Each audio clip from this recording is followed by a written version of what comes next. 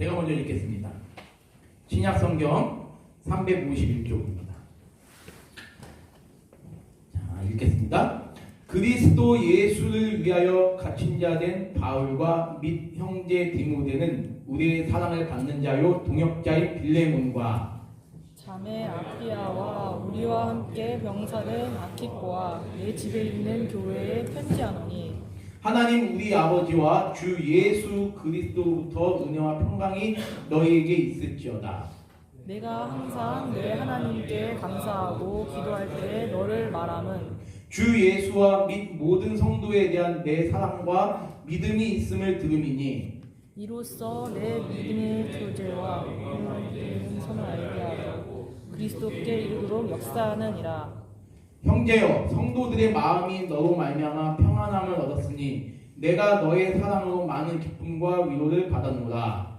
이러므로 내가 그리스도 안에서 아주 담대하게 내게 마땅한 일로 명할 수도 있으나 도리어 사랑으로서 간구하노라. 나이가 많은 나 바울은 지금 또 예수 그리스도를 위하여 갇힌 자 되어 갇힌 중에서 낳은 아들 오네시모를 위하여 내게 간구하노라. 그가 전에는 내게 무익하였으나 이제는 나와 내게 유익함으로 내게 그를 돌려보내노니 그는 내 신복이라. 그를 내게 머물러 있게 하여 내 복음을 위하여 갇힌 중에서 내 대신 나를 섬기게 하고자 하나 다만 내 승낙이 없이는 내가 아무것도 하기를 원하지 아니하노니 이는 너의 선한 일이 억지같이 되지 아니하고 자유로 되게 하려 함이라. 아마 그가 잠시 떠나게 된 것은 너로 하여금 그를 영원히 두게 함이리니 이후로는 종과 같이 대하지 아니하고 종 이상으로 곧 사랑받는 형제로 둘 자라. 내게 특별히 그러하거든 하물며 육신과 주 안에서 상관된 내게랴. 그러므로 내가 나를 동역자로 알진대 그를 영접하기를 내게 하듯 하고 그가 만일 내게 불의를 하였거나 내게 빚진 것이 있으면 그것을 내 앞으로 계산하라.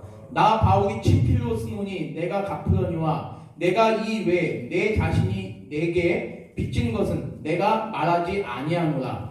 오 형제여 나로 주 안에서 너로 말미암아 기쁨을 얻게 하고 내 마음이 그리스도 안에서 평안하게 하라. 나는 내가 순종할 것을 확신함으로 내게 썼노니 내가 말한 것보다 더 행할 줄을 아노라. 오직 너는 나를 위하여 숙소를 마련하라. 너희 기도로 내가 너희에게 나아갈 수 있기를 바라노라. 그리스도 예수 안에서 나와 함께 갇힌 자 에바브라와 또한 나의 동력자 마가 아리스타고 데마 누가가 문안하느니라. 같이 읽겠습니다. 우리 주 예수 그리스도의 은혜가 너희 신령과 함께 있을지어다. 아멘. 여러분 아주 훌륭하십니다. 성경 한 권, 이게 물론 신약성경 제일 짧은 거지만 여기 한 권을 다 읽으셨어요. 아마 군대 와서 처음으로 교회에 나오게 된 우리 형제님들도 계실 텐데 빌레몬서라는 성경을 아마 처음으로 읽었을 것이고 또 그 빌레몬서라는 성경 전체를 여러분이 한 권을 다 읽으셨습니다. 빌레몬이라는 사람에게 쓰는 편지입니다. 1절에 보니까 사도 바울 선생님이 나의 동역자인 빌레몬 이렇게 표현하고 있습니다. 오늘 말씀의 제목은 기독교가 말하는 진정한 용서와 사랑, 기독교가 말하는 진정한 용서와 사랑이라는 제목으로 우리 함께 하나님 말씀을 잘 생각해보는 시간 갖도록 하겠습니다.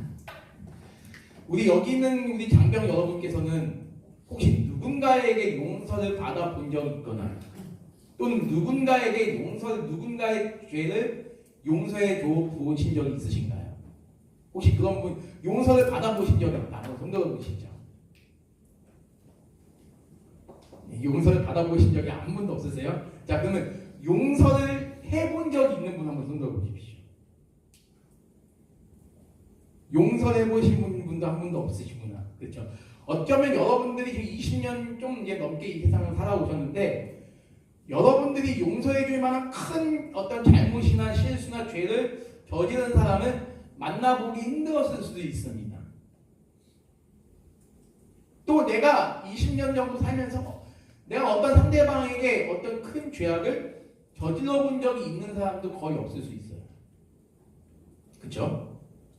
근데 이따가 제가 어떤 우리나라의 한 유명한 아주 훌륭한 인물 한 명 제가 사진을 보여주겠지만, 여러분께서 용서를 해본 사람만이 용서가 주는 행복과 기쁨을 압니다. 그리고 용서를 받은 사람만이 용서가 주는 자비함과 그 용서로 인한 은혜를 알게 됩니다. 오늘은 그것에 대해서 우리가 좀 생각을 좀 해봤으면 좋겠어요. 제가 여러분보다 인생 한 2배 정도 살았죠. 저는 용서를 해본 적도 있고요, 용서를 받아본 적도 있는 사람입니다. 그때 제가 좀 전에 말씀드렸던 것과 같이 용서를 받아보니까 그 용서를 받았을 때 그 은혜가 참으로 크다는 생각을 해봤습니다. 그리고 용서를 해줄 때 내가 그를 미워하는 것보다, 그를 죽도록 미워하는 것보다 그를 용서하고 그를 사랑하니 내 마음이 훨씬 평안해지고 훨씬 그로 말미암아 기쁨을 누리게 되었어요. 그를 용서해 주기 전에는 내 마음이 온통 원망과 불행과 정말 그런 짜증과 그런 슬픔만 있었는데, 여러분 용서를 원수로 갚으니까요, 사람들이 그런 얘기를 합니다. 용서를 원수로 갚으니 내 마음이 편할 줄 알았건만 그러지 않더라는 거죠. 오히려 용서를 해보니 세상이 줄 수 없는 그 은혜와 평안을 누리게 된다 라는 얘기를 많이 하게 돼요. 먼저 성경을 먼저 본 다음에 그 다음에 좀 이따 PPT 화면을 보도록 하겠습니다. 여기 1절에 보니까 그리스도 예수를 위하여 갇힌 자 된 바울 이렇게 표현되어 있어요. 여러분께서 바울을 잘 아시는 분은 아실 거고, 바울이 누군지 모르는 분은 잘 모를 수 있습니다. 바울은 철저한 율법주의자, 다시 말하면 법이 없어도 이 사람은 선하게 사는 그런 사람이었어요. 법이 없어도 이 사람은 나쁜 짓을 안 하는 그런 거의 완벽주의에 가까운 사람이죠. 그가 얼마나 또한 공부를 많이 했는지 당시 최고의 엘리트였다고 성경은 말하고 있습니다. 그리고 그는 하나님을 아주 잘 믿는 사람이었습니다. 그러나 그가 믿는 하나님은 어떤 하나님이었냐면 구약 성경에 나오는 하나님. 나중에 여러분이 이제 기독교 신앙을 제대로 공부하게 되면, 저희가 이제 매주 토요일마다 성경 공부를 합니다. 성경 공부를 하는데 이제 신약과 구약에 나타난 우리 기독교 교리에 대해서도 이제 배우게 되고, 그건 이제 그를 공부하게 되는데, 바울은 구약에 나타난 하나님은 어떻게 인식이 됐냐면 너무 하나님 열심히 믿었어요. 구약에 나타난 하나님은 정말로 무시무시한 하나님, 정말로 죄를 지으면 그 죄를 무조건 벌하시는 하나님, 무조건 그 죄를 징계하시고 채찍죄에 내리시는 하나님, 하나님 앞에 죄를 지으면 그냥 보통 회개가 아니라 아주 그 값비싼 회개를 통하여 나아가야만 용서해 주신 하나님, 그런 하나님을 믿었습니다. 그러면서 그 사도 바울이 어떤 일을 행했냐면 예수님을 믿는 사람들을 잡아 죽이기 시작했습니다.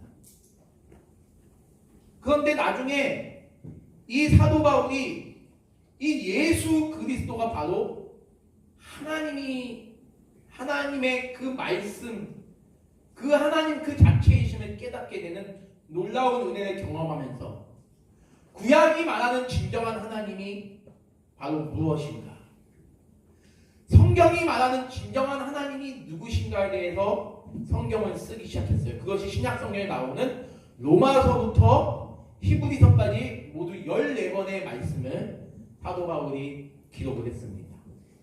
그러면서 우리가 믿고 고백하는 예수라는 그 인물이 바로 그리스도다 라는 사실을 증거하게 됩니다. 예수가 곧 그리스도다. 예수가 곧 우리의 죄를 위하여 이 땅에 내려오셔서 우리의 죄를 용서하시고 십자가에서 죽으신 그 하나님의 아들, 동시에 그가 바로 하나님이시구나 라는 사실을 증거했던 사람이 바로 사도 바울 선생님이죠. 예수님을 증거했다는 이유만으로, 예수님을 전했다는 이유만으로 감옥에 수번을 갇히게 됩니다. 그리고 지금 그가 1절에 보니까 예수 그리스도의 복음을 위하여 지금 말은 빠졌는데 복음을 전하다가 지금 감옥에 갇힌 나 바울 이렇게 표현하고 있어요. 자, 우리는 여기서 무엇을 우리는 보게 되냐면 하나님의 큰 자비와 하나님의 용서하심을 받은 사람의 모습을 보여주고 있습니다. 이미 사도 바울이라는 분은 하나님으로부터 큰 용서를 받은 사람이에요. 그는 하나님을 자신 딴에는 굉장히 하나님을 잘 믿는다고 생각했지만 정작 그 하나님의 사랑을 실천하던 그 하나님의 본체이신 예수 그리스도를 핍박하고 예수 그리스도를 믿는 사람들 잡아 죽이는데 열심을 다했던 사람이었습니다. 근데 그런 사람을 우리 하나님이 용서하시고 그를 귀한 사도로 불러주셨다. 사도는 뭐냐면 하나님의 말씀을 맡아서 하나님의 말씀을 세상 가운데 선포하는 사람, 그걸 우리는 사도라고 이야기하죠. 사도로 부르신 그 바울은 그런 하나님의 은혜와 하나님의 용서의 무궁무진함을 깨닫게 되었고 그가 예수 그리스도를 만남과 동시에 그의 인생은 굉장히 바뀌게 되었죠. 정죄와 남을 채찍질하던 그 사람이 이제는 한없는 용서와 자비를 구하는 그러한 사람이 되었습니다. 오늘 말씀은 바로 그러한 이야기를 우리에게 지금 말하고 있습니다. 사도 바울에게 있어서 훌륭한 동역자가 있었습니다. 그 이름 바로 빌레몬입니다. 오늘 성경 제목이 바로 빌레몬서죠. 빌레몬에게 쓰는 편지란 뜻이죠. 근데 이 빌레몬에게는 누가 있었냐면 바로 종이 하나 있었는데 그 종은 매우 계급이 낮은, 그 당시는 철저한 유대 사회는 그 당시 매우 철저한 계급 사회였죠. 그 빌레몬에게 있는 종의 이름이 뭐였냐면 오네시모였습니다.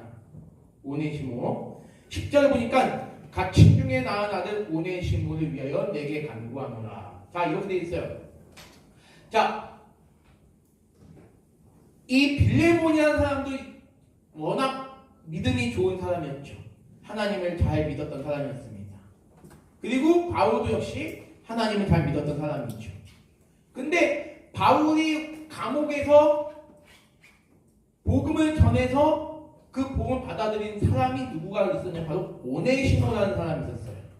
근데 그 오네시모는 누구의 종이었냐면 빌레몬의 종이었습니다. 그냥 종이 아니라 아주 하찮은 종이었어요. 근데 이 오네시모의 빌레몬의 종인 오네시모가 무슨 연유에서인지 몰라도 이 빌레몬의 그 집에서 도망쳐 나와서 사도 바울이 갇힌 감옥으로 왔습니다. 감옥으로 와서 바울에게 선생님 무슨 이유로 제가 이렇게 나왔습니다.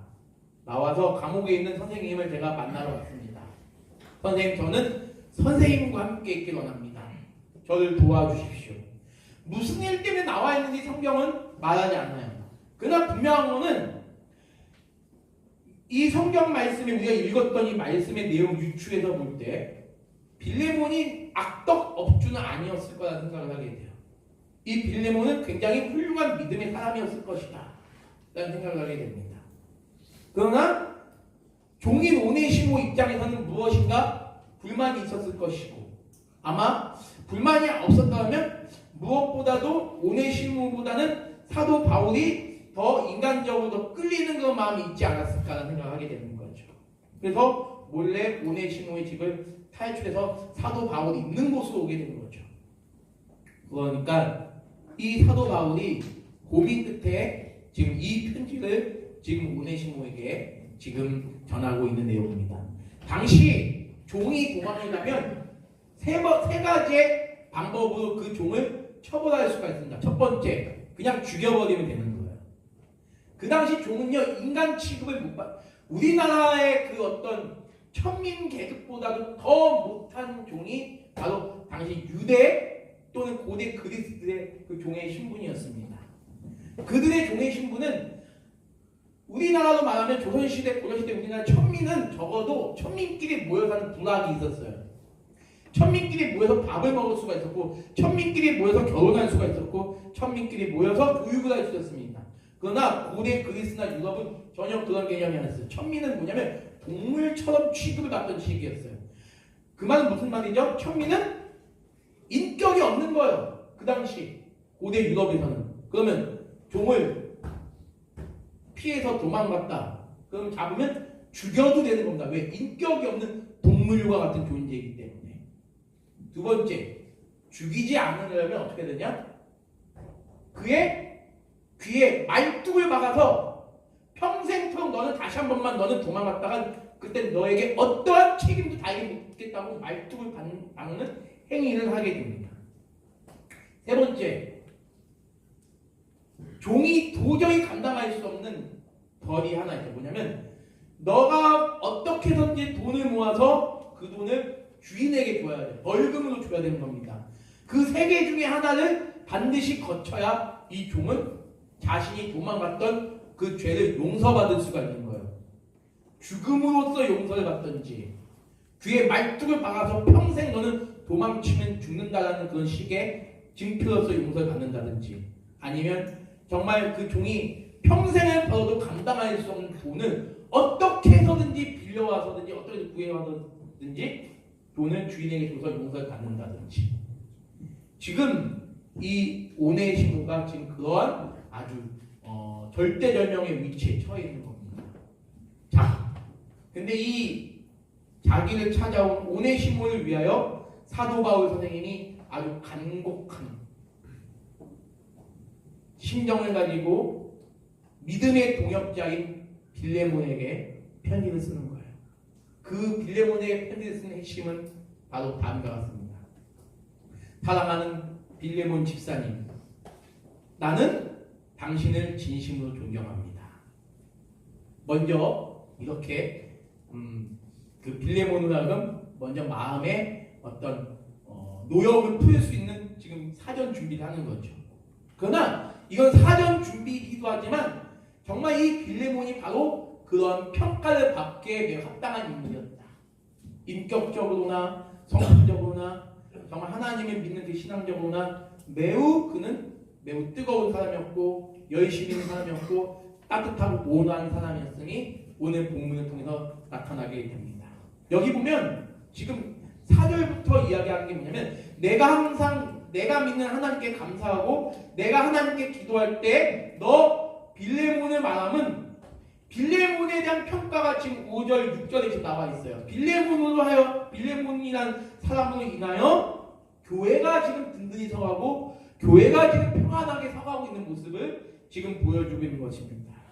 너의 믿음의 교제. 너로 인하여 우리도 뭐죠? 우리도 6절에 우리도 선한 삶을 살아야 되겠구나라는 그런 마음을 갖게 된다는 거죠. 그건 뭐예요? 빌레몬이 그 당시 성도들에게 참된 신앙의 본을 보인 인물이었다라는 거예요. 빌레몬에 대한 이야기는 성경에 어디도 나오지 않고 오직 이 빌레몬서에만 나오고 있습니다. 당시 교회, 초대교회 아주 귀한 모범이 되던 인물이 바로 빌레몬이었던 사람이에요. 그 빌레몬으로 인하여 많은 사람들이 예수 그리스도를 믿게 되었고 7절에 성도들의 마음이 너 빌레몬으로 말미암아 평안함을 얻었다라는 거예요. 사랑하는 우리 이곳에 있는 모든 장병 여러분들이 저는 그러한 사람들이 되었으면 좋겠습니다. 특별히 하나님을 믿는 우리 여러분들은 바로 모든 사람들에게 그러한 평안함과 그런 따스함과 그러한 온화함이 있는 그러한 멋진 사람들이 되기를 간절히 소망합니다. 저는 우선 제가 우리 군종병들을 되게 칭찬하고 싶어요. 이런 부분에 있어서 우리 군종병들이 저번 주에도 물론 굉장히 열심히 우리 주님의 이 교회를 위해서 헌신하고 있는데 저번 주도 우리 저 뒤에 앉아 계신 우리 공대승 집사님과 우리 최미영 집사님, 또 우리 길현석 집사님과 함께 교회를 열심히 저번 주에 쓰고 닦는 청소를 실시했습니다. 1시간 정도 열심히 청소를 실시했는데 정말 어느 한 명 빠짐없이 모두가 여러분 모두가 마찬가지겠지만 우리 교회를 다들 정말 열심히 청소하고 정말 열심히 정말 즐거운 마음으로 속으로도 이제 뭐 힘들 수도 있었겠지만 즐겁고 온화한 모습으로 서로를 이렇게 격려하고 함께 청소하는 모습을 보면서 아 참 정말 따뜻하고 온화함이 있고 정말 예의가 있고 정말 모든 면에서 굉장히 너무나 훌륭하다라는 생각을 갖게 됐습니다. 여러분들이 교회 오기 1시간 또 1시간 10분 전부터 우리 군종병들 나와서 예배를 준비하고 여러분들을 위해서 기도하는 장면들도 있어요. 기도하는 장면들도 있고 찬양 연습을 하고 준비를 합니다. 저는 물론 우리 군종병들이나 우리 찬양단들도 마찬가지지만 이곳에 앉아 있는 여러분들이 정말 그런 사람 됐으면 좋겠어요. 그리스도인이라면 그리스도인이 아니더라도 우리는 이런 따뜻함과 어떤 모두에게 본이 될 수 있는 그런 인품을 가진 우리 장병들이 되었으면 좋겠습니다. 제가 이 말씀을 할 때는 하나님 앞에서 하는 거기 때문에 이 말씀을 하는 이유는 뭐냐면 저도 그런 사람이 되도록 노력해야 된다는 거예요. 저도 그러지 못하기 때문에 저도 인격적으로 모간하고 성품적으로 저도 부족한 게 많기 때문에 저도 그런 사람이 되도록 하나님께 늘 기도하며 나갑니다. 여러분들도 그런 사람이 될 수 있길 바라며 함께 기도하도록 하겠습니다. 아무튼 빌레몬은 그런 사람이었어요. 빌레몬에게 지금 우리 사도 바울 선생님이 편지했습니다. 사랑하는 빌레몬 집사님, 당신의 종 오네시모를 용서해 주십시오. 당신의 종 오네시모가 비록 당신을 피해서 지금 나한테 왔지만 그를 죽이거나 그의 말뚝을 받거나 그에게 엄청난 그 벌금을 물게 하지 마시고 그 모든 것들을 다 없애 주십시오. 왜? 이 오네시모도 이제 하나님의 은혜로 예수 그리스도를 믿게 되었고 그도 자신의 잘못을 지금 뉘우치고 있습니다. 내가 당신 오네시모를 대신하여 내가 빌레몬 집사님에게 내가 이런 간곡한 편지를 씁니다. 라고 얘기합니다. 여기 보세요. 9절에 보니까 내가 지금 사도 바울은 8절에 명령을 내렸어요. 빌레몬 오네시모 용서해. 이렇게 명령을 내릴 수 있습니다. 내가 왜 명령을 내릴 수 있는 자격이 뭐죠? 내가 먼저 된 자고 내가 연장자고 내가 너보다 신앙에 있어서나 나이에 있어서나 세상 경험에 있어서나 내가 바울은요 굉장히 높은 가문에 있는 사람이에요. 내가 너보다 높은 직위에 있는 사람으로서 내가 너에게 명령을 내릴 수 있다. 그러나 9절에 보니까 그게 아니라 사랑의 마음으로 간구합니다.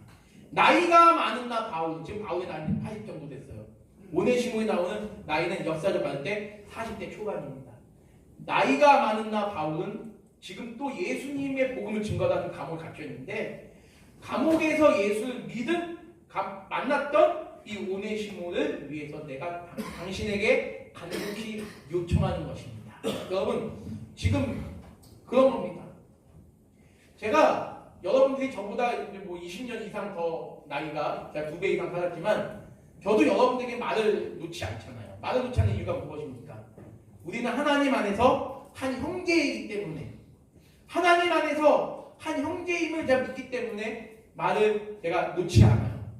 많은 목사님들이 우리 교회 군인교회에 있는 많은 목사님들이 물론 저같이 말을 놓지 않는 분들도 계시고 편하게 말을 놓는 분들도 계세요. 그러면서 뭐 관계가 더 돈독해질 수 있고 뭐 그럴 수 있지만 저는 뭐 그럼에도 불구하고 여러분에게 말을 놓지 않는 이유는 말을 놓지 않아도 편안하고 푸근한 관계가 될 수 있다고 믿기 때문입니다. 그리고 또 하나는 우리는 하나님의 한 형제이기 때문에 물론 지휘관님들이 여러분에게 말을 놓는 건 당연하죠. 왜? 군대는 당연히 철저한 질서가 있기 때문에 그렇습니다.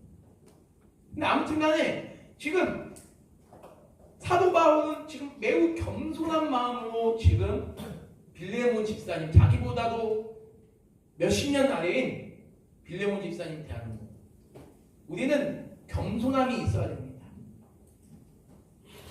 정말 저는 우리 교회를 향하여 외치고 싶은 말씀이 있어요. 실천되지 않기 때문에 저를 향해서 외치고 싶은 게 뭐냐면 늘 우리는 겸손해야 된다. 늘 겸손하고 우리는 늘 상대방을 나보다 높게 여길 수 있는 사람이 되었으면 좋겠어요. 나보다 나이가 적은 사람이든지 나보다 나이가 많은 사람이든지 나보다 학벌이 낮다든지 나보다 재능이 낮다든지 우리는 서로를 존중할 수 있는 사람이 되어야 됩니다. 저는 이곳에 앉아있는 우리 석정교회 우리 모든 우리 장병 여러분들이 그러한 남을 더 나보다 높일 수 있는, 제가 군대 있을 때 저보다 거의 1년 8개월 먼저 오신 분이 계세요. 까마득한 선배입니다. 이등병 제가 봤을 때 그분은 병장이셨고 감히 함부로 할 수 없는 그런 시대였어요. 근데 굉장히 사람이, 저 이제 이등병인데 딱 왔는데 다른 고참들은 막 괴롭혀요. 이병, 강, 윤서 막 괴롭힙니다. 광든 선배 크게 더 안 돼? 막 이렇게 괴롭혀요. 근데 이분이 오더니 저 이분이 병장인지도 몰랐어요. 이등병인 줄 알았어요.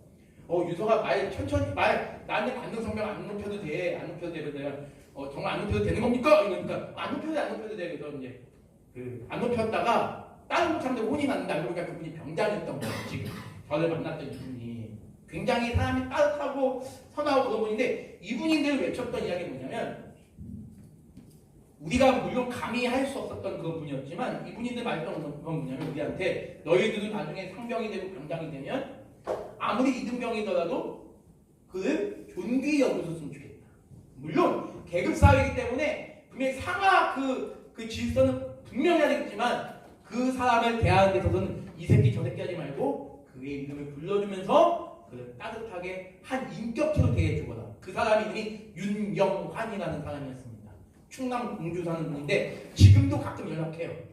지금 혹시 충남대 다니는 분 계신지 모르겠는데 충남대 지금 교학처에서 근무하고 계십니다. 혹시 가시면 물어보세요. 윤영환 충남대 교학처장이세요. 근데 항상 그걸 강조했어요. 나보다 남을 높게 여기고 어떤 사람에게도 따뜻함과 겸손함을 잃지 말아라. 지금 사도 바울이 예수 그리스도의 그 은혜를 체험하고 나서 그의 삶은 이렇게 변했던 것입니다. 빌레몬 집사님, 비록 당신에게는 못된 종이었을 수 있지만 이 오네시모가 이제 예수님을 믿고 이제 회개하여 하나님의 자녀가 되었습니다. 이 오네시모에게 가지고 있는 그런 상한 마음이 무엇인지 알고 있습니다. 저도 우리 빌레몬 집사님을 위해서 기도하겠습니다. 빌레몬 집사님, 우리 오네시모를 용서해 주십시오. 그러면서 아마 이 빌레몬이라는 사람은 아마 사도 바울을 굉장히 존경하고 사도 바울의 인품이나 그런 모든 부분에 굉장히 경의를 표했던 인물인 것 같아요. 그러면서 사도 바울 역시 빌레몬에게 서로가 그 경의와 따뜻함을 가졌던 인물인 것 같습니다. 오늘 말씀 보니까. 그리고 어쩌면 여기 말씀 봤을 때 빌레몬이 사도 바울에게 입었던 은혜들도 있는 것 같아요. 여기 보니까 이런 표현이 있습니다. 18절에 보니까 그가 만일 너에게 오네시모가 너에게 불의를 저질렀거나 너에게 빚진 것이 있다면, 오네시모가 종이니까 빚진 것이 있다면 그것을 내 앞으로 계산하라. 자, 그런데요, 여러분 여기서 중요한 게 뭔지 아세요? 지금도 그렇지만요, 부하 또는 종이 자기를 부리는 상전이나 상관에게 돈을 빌린다는 것은, 어떤 도움을 요청하는 것은 정말 힘든 일입니다. 근데 오늘 말씀을 봤을 때 아마 빌레몬이라는 사람이 굉장히 따뜻했던 사람인 것 같아요. 오네시모가 무엇인가를 도움을 요청했을 때 아마 그를 도와줬던 그런 인품의 소유자였던 것 같습니다. 그렇기 때문에 지금 바울이 지금 이런 말을 하는 겁니다. 너에게 오네시모가 불의를 저질렀거나 너에게 빚진 것이 있다면 그것을 내가 계산해 주겠다. 오네시모가 빚진 것을 사도 바울이 계산해 주겠다. 이 정도로 지금 사도 바울이 아주 극진하게 지금 빌레몬에게 오네시모를 용서해 줄 것을 지금 말하고 있는 것입니다. 그러면서 19절에 보니까 이런 말씀이 있어요.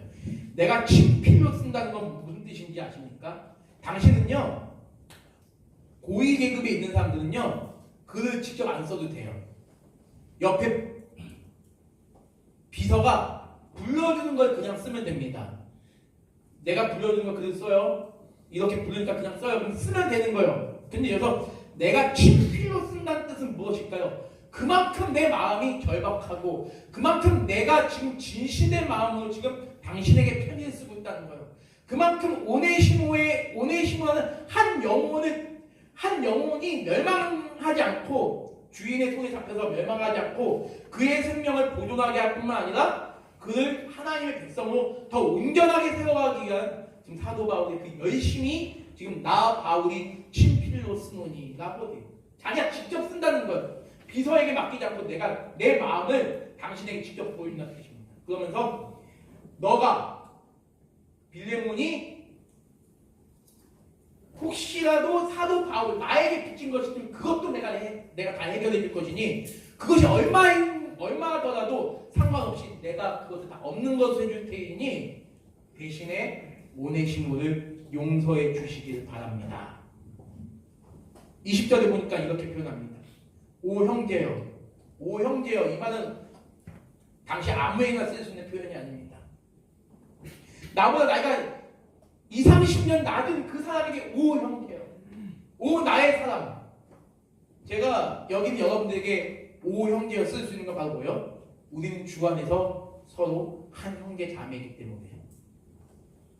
여러분들이 비록 나보다 나이가 어리고 비록 내가 군대 여러분들 선배이지만 그럼에도 불구하고 여러분들이 저와 형제가 되는 건 뭐예요? 우리는 하나님 안에서 한 형제가 되었기 때문에. 오 형제여, 나도 주 안에서 너로 말미암아 기쁨을 얻게 하고 내 마음이 그리스도 안에서 평안하게 하라. 이게 뭐예요? 오네시모를 용서해 주시는 그 은혜를 통하여 나 역시 기쁘게 해달라는 거예요. 그러면서 안부를 전하면서 이제 이 빌레몬서의 말씀을 마치고 있습니다. 편지가 이제 끝나는 거예요. 매우 짧은 한 장짜리 성경이지만 이 빌레몬서가 우리에게 보여주는 핵심이 바로 뭐냐면 우리 기독교가 말하는 사랑과 용서는 무엇인가? 기독교가 말하는 진정한 용서와 사랑은 무엇인가? 아까 전에 여기 계신 우리 용사 여러분께서 용서를 해보신 경험도 없고 용서를 받아본 경험도 없다고 하셨는데 앞으로 그런 일이 있으실 겁니다. 용서를 해줄 수 있는 경험도 있을 것이고 용서를 받아볼 수 있는, 근데 가급적 용서를 받아야 될 경우를 안 만드는 게 좋죠. 용서를 해주는 경우는 있을 수 있습니다. 언제 충분히 있을 수 있어요. 자동차 사고 나서도 그럴 수 있고 뭐 그럴 수 있어요. 예전에 저도 한 번 용서해 준 적이 있고 상대방도 저 용서해 준 적이 있는데 한 번은 상대방이 제 차 백미러를 쳤어요. 쳤는데 이 사람이 딱 내려와서 저한테 그러면 사장님 제가 모르고 운전을 잘못해서 사장님 차를 저 뒤는 모닝이에요. 백미러를 쳤습니다. 그 차는 소나타였거든요. 너무 죄송하게 됐습니다. 제가 얼마를 좀 드리면 되겠습니까?라고 했어요. 근데 이분이 진실되게 되게 사과하는 모습을 보면서 제가 괜찮다고 그냥 이거는 그냥 저도 그냥 없는 걸로 하고 그냥 가면 상관없다고 훈훈하게 끝난 적이 있었고 저도 그런 일 경험한 적이 있는데 막 가다가 제가 이 거리 이 안전거리를 확보하지 못하고 모르고 뒤에 있는 차를 박았어요. 박았는데 다행히 차가 약간 좀 흠이 갔는데 그 운전자분 얘기더니 뭐 이럴 수도 있죠. 저럴 수 있죠 하면서 그냥 없는 걸로 끝난 적이 한 번 있었습니다. 저도 용서해 본 경험이 있고 상대방 그러니까 너무 그때 그 기쁨이 불안했던 그 마음이 샥 사라지는 그런 기분도 누렸던 적이 있었고 그 외에도 여러 가지 것들이 있어요. 여러 가지 그런 일들이 있었는데 그런 얘기를 다 하기는 시간이 너무 없고 그러면 우리 지금 여러분들이 저는 이것이 믿음으로 와닿길 바랍니다. 우리는 가장 큰 최고의 용서를 받았어요. 영원히 우리는 죽을 수밖에 없는 그 죄악의 그 상태에서 우리는 하나님의 백성으로 우리는 구원함을 받는 그 용서를 우리는 누리게 됐습니다. 이미 우리는 용서를 받은 자예요. 우리가 그걸 아셔야 돼요. 특별히 이곳에 앉아있는 여러분들은 나는 용서를 받아본 적이 없다. 물론 이것을 우리가 실감할 수는 없지만 우리는 예수 그리스도의 사랑과 은혜로 말미암아 우리는 용서를 받았다는 겁니다. 이 십자가의 은혜, 그 용서 용서의 은혜가 없다면 우리가 지금 이곳에 앉아 있을 필요도 없고 이곳에 앉아 있을 수도 없어요. 그러니 우리 주님이 말씀하신 게 무엇입니까? 내가 너희를 용서하듯 너희도 이웃을 용서하라는 겁니다. 용서가 쉽지 않습니다. 정말 쉽지 않아요. 만약에 나의 철천지 원수가 있다면 그를 용서하는 건 더욱더 어렵습니다. 사진 한번 보여드릴게요. 이게 드디어 사진을 보여드릴 때가 있습니다. 여러분 이분이 혹시 누군지 아십니까? 이분이 바로 손양원 목사님이세요. 손양원 목사님인데 6.25 때 북한 공산당에 의해서 총살당한 그 목사님이십니다. 공산당이 내려와서 북한 이 공산당은 종교를 인정하지 않아요. 특별히 기독교는 더 인정하지 않습니다. 왜? 유일신 하나님 믿는. 왜? 북한은 그들의 주체 사상이 뭐예요? 김일성, 지금도 마찬가지죠. 김일성, 김정일, 김정은 3대 세습이기 때문에 지금도 기독교 신앙을 유지하지 않는 것이 바로 북한이죠. 기독교 신앙을 전파했다는 이유로 교회 내에서 수많은 기독교인들에게 총살을 가하고 이분은 끌려가서 총사형을 당해서 죽은 분이십니다. 근데 이분이 별명이 뭐냐면 사랑의 원자탄이에요. 사랑할 수 없는 그 원수들이 있는 그곳에 사랑이라는 어마어마한 원자탄을 터뜨렸다 그래가지고 별명이 사랑의 원자탄입니다. 어떤 사랑을 이분이 베풀었냐면 여순 반란 사건이라고 있습니다. 여순 반란 사건인데 여순 반란 사건 때 공산당이 쳐들어와서 이 목사님의 두 아들을 죽여버렸어요. 자, 사진 보여주세요. 이 두 아들이 손양원 목사님의 두 아들, 여기가 손동인, 송동신, 손동인. 잘생겼죠? 나이가 몇 살인지 아세요? 이 당시 나이가 18살, 17살이었습니다. 18살, 17살. 손동신이 18, 손동인이 17. 학교에 갔다 와서 교회 가서 예배를 드리고 있는데 갑자기 침투했던 그 공산군이 오더니 이 사람들을 죽인 거예요. 왜 죽였냐? 너네 지금 여기서 뭐 하고 있느냐? 저희에서 하나님을 찬양하고 있습니다. 감히 너희가 여기서 교회에서 하나님 찬양하는 게 말이 돼? 그래가지고 이 두 사람을 죽였어요. 손동신은 총살에 당했고 손동인은 목을 잘라 죽였습니다. 아주 끔찍하게 죽였어요. 그 공산당이. 그 공산당의 이름이 안재선이에요. 안재선. 자, 죽였습니다. 사진 보여주세요. 자, 그런데 자 보세요. 방금 지나간 사진 한번 보여주실래요? 방금 지나간 사진. 예. 이 사진이 뭐냐? 그 사진 말고 또 사진 있을 텐데 한번 보여주세요. 또 위에 없나요? 사진. 요거 사진. 자, 손양원 목사님이 어떤 그 목회를 하면서 교회에서 목회를 하시면서 또 어떤 일을 하셨냐면 문둥병 환자, 나병 환자들을 치료하는 일을 했습니다. 당시 우리나라 1940년대, 50년대는요 전염병이 너무나 극심했기 때문에 사람의 몸에 손만 대도 전염이 그당 우리나라가 의학기술도 없었을 뿐더러 위생도 매우 그랬기 때문에 그 전염이 되는 게 너무 쉬웠어요.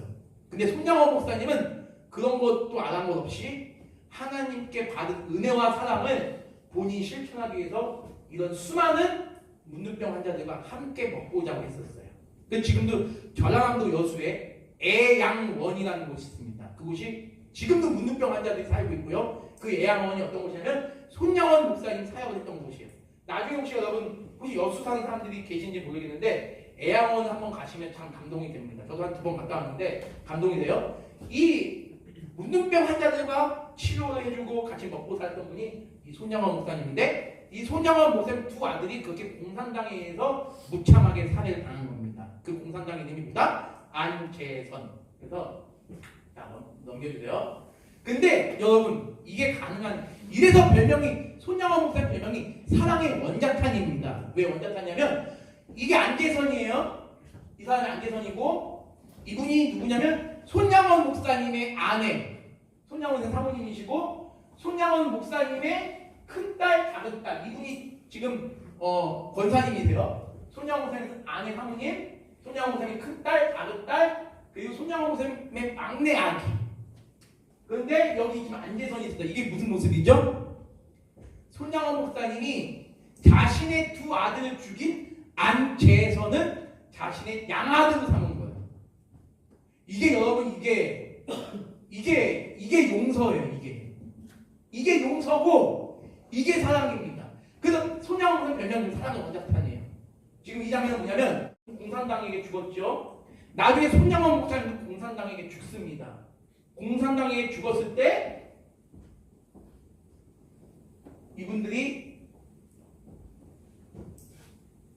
이 안재선이 상주가 돼가지고 손양원 목사님 장례식을 주관합니다. 사진 보여주실래요?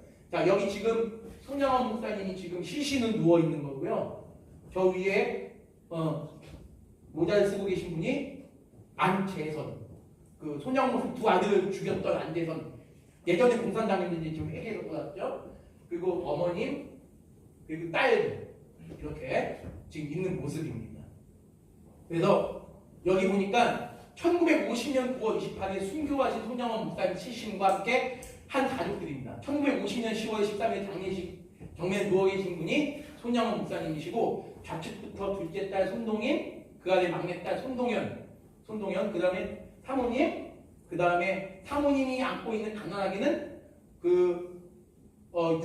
유복자는 뭐냐면, 유복자 뭔지 아시죠? 아빠가 죽고 나서 태어난 아기를 말하는 거예요. 그 손동진 목사님 그 축으로 그 안재선이 있고, 그 안재선의 아들이 나중에 또 목사님이 돼요. 자, 마지막 사진 한번 보여주세요.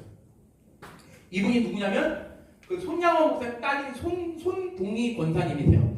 이 손동희 권사님이 처음에는 아빠가 자기 오빠가 두 명이나 죽은 거잖아요. 자기 오빠를 둘이나 죽인 이 안재선이라는 이 북한 공산당을 양아들로 삼는 데니까 괴성을 지르면서 그걸 막습니다. 아빠! 어떻게 저런 살인마 새끼는 어떻게 내 양 오빠로 만들 수가 있습니까? 나는 인정할 수가 없습니다. 아빠! 저는 인정할 수가 없어요. 저 살인마를 죽여야죠. 어떻게 죽이지도 못하면서 어떻게 아들을 삼습니까?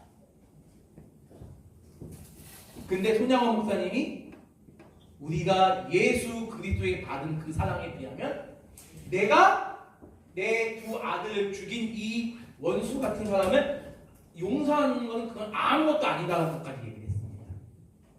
이게 인간의 힘은 쉽지 않죠. 이게 우리가 기독교가 말하는 사람은 뭐냐면 우리 주님이 이렇게 말씀하십니다. 죽기까지 사랑하라. 우리 주님이 자신의 몸을 내어 바치시면서 죽기까지 우리를 위해서 사랑하신 것처럼 우리 죽기까지. 근데 이게 쉽지 않죠. 우리 인간의 힘은 될 수 없어요. 그렇기 때문에 손양원 목사님이 존경을 받는 거죠. 손양원 목사님을 통해 역사하신 하나님의 이름이 낮게 높아지신 거죠. 그러면 그 다음 또 사진 있나요? 그 다음 뭐죠? 근데 나중에 이 권사님이 나중에는 하나님 앞에 나와서 울면서 기도하면서 이 안재선이라는 사람을 자신의 오빠로 받아들이는 은혜가 있기도 합니다. 손양원 목사님에 대해서 처음 들어보신 분들도 계시죠? 예, 아마 계실 겁니다. 사랑의 원작한 손양원 목사님 해가지고 TV에서도 되게 많이 방영이 되었고, 그리고 책도 있어요. 여러분께서 기회가 되시면 그 책도 한번 보시면 좋겠다는 생각이 듭니다. 아무튼간에 말씀을 좀 맺도록 하겠습니다. 우리가 말하는 사랑은 핵심은 이거예요. 주님이 제자들에게 말합니다. 우리는 상대방을 몇 번까지 사랑하고 용서할 수 있습니까? 라고 했을 때 우리 예수님이 이렇게 말씀하셨어요. 70번씩 7번이라도 용서하라. 70번씩 7번이면 70번 곱하기 7 해가지고 490번을 용서하고 491번째는 용서하지 마. 이게 아니라 우리의 사랑과 용서는 무제한이라는 거예요. 무제한. 왜? 우리 주님이 우리 위해서 그런 사랑을 보여주기 때문에 우리도 그 사랑을 실천할 수 있는 그런 사람들이 되어야 된다는 얘기를 하고 있는 겁니다. 빌레몬이 아마 이 편지를 받았을 때 아마 그도 오네시모를 그런 심정으로 용서하지 않았을까라는 생각을 하게 됩니다. 저는 이곳에 앉아있는 우리 석정문교회 우리 용사 여러분들이 그러한 은혜와 사랑을 나눠줄 수 있는 사람들, 진정한 용서가 무엇인지, 진정한 자비와 사랑이 무엇인지를 실천할 수 있는 그런 용사 여러분들이 되었으면 하는 그런 간절한 바람을 가지고 오늘 말씀을 함께 나눕니다. 우리 함께 기도하겠습니다. 하나님 아버지 참으로 감사해드립니다. 하나님, 우리는 누굴 용서할 수 있는 힘과 능력이 없습니다. 왜냐하면 우리에게는 상대방을 미워하고 시기하고 내가 손해보는 것을 도저히 참을 수 없고 내 가족에게 또는 나에게 또는 내 소중한 이웃에게 어떠한 그런 불행과 어떠한 슬픔이 닥쳐오는 것을 참지 못하기 때문입니다. 하나님, 이해하고 우리의 그 심정을 주님께서 충분히 공감해 줄 줄 믿습니다. 그럼에도 불구하고 우리가 주님께 간절히 원하는 것은, 또는 주님께서 우리에게 원하는 것은, 그럼에도 불구하고 얘야, 그를 용서해야 되지 않겠니? 그를 사랑해야 되지 않겠니? 그에게 자비를 베풀어야 되지 않겠니? 주님은 우리에게 그렇게 끊임없이 외치실 줄 믿습니다. 하나님, 우리가 그런 사랑의 실천, 용서의 실천, 자비를 실천할 수 있는 사람이 되게 도와주시옵소서. 최소한 우리가 그를 용서하지 못한다 할지라도 그를 미워하지는 않게 하나님 도와주시옵소서. 내 옆에 있는 전우, 내 옆에 있는 이웃, 혹시 내 부모님, 내 지인을 용서하지 못하는 장병이 있으니까 하나님 그들에게 은혜를 내려주셔서 그들이 진정한 용서와 사랑의 의미와 가치를 깨닫게 하셔서 온유하고 따뜻한 성품으로 이웃을 대할 수 있는, 사랑과 용서를 실천할 수 있는 그런 하나님의 자녀가 될 수 있도록 주여 인도하여 주시옵소서. 감사하며 살아계신 예수님의 이름으로 기도드립니다.